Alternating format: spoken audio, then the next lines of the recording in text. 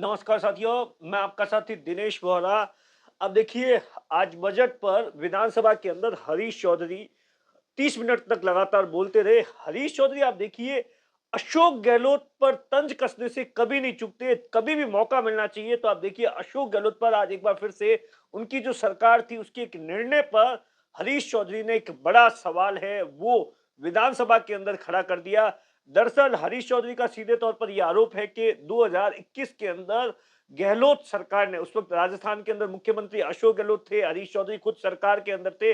उन्होंने जो जय नारायण व्यास विश्वविद्यालय है उसके जो 2 टुकड़े किए थे, एक एमबीएम विश्वविद्यालय बना दिया था, उसकी उपयोगिता पर बड़ा सवाल खड़ा कर दिया हरीश चौधरी ने और सीधे तौर पर यह डिमांड कर दी कि जो जिस तरीके से, जिस भावना से ये 2 टुकड़े किए गए थे, उसके चलते छात्रों के हितों के साथ में कुठाराघात हो रहा है।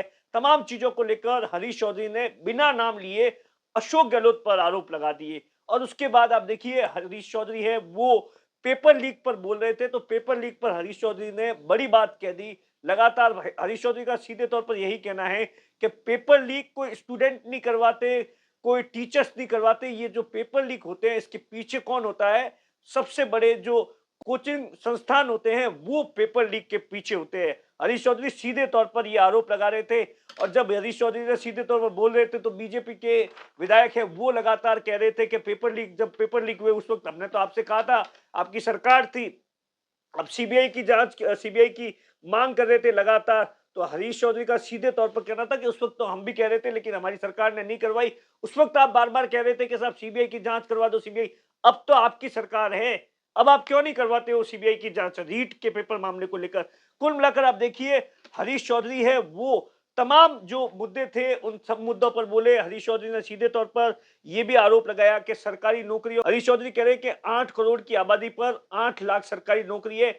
हमें सरकारी नौकरी के इतर बाकी जो क्षेत्र है उन नौकरी, उस इलाके के अंदर उन तमाम क्षेत्रों के अंदर जाकर भी हमें नौकरी को लेकर तमाम चीजों को सोचना चाहिए। और उसके बाद हरीश चौधरी है वो लगातार है वो पेपर लीक के अलावा आप देखिए जो ओबीसी एससी एसटी वर्ग के साथ में जो आरक्षण को लेकर भी हरीश चौधरी हमेशा आप देखिए बेबाक बात बोलते रहते हैं।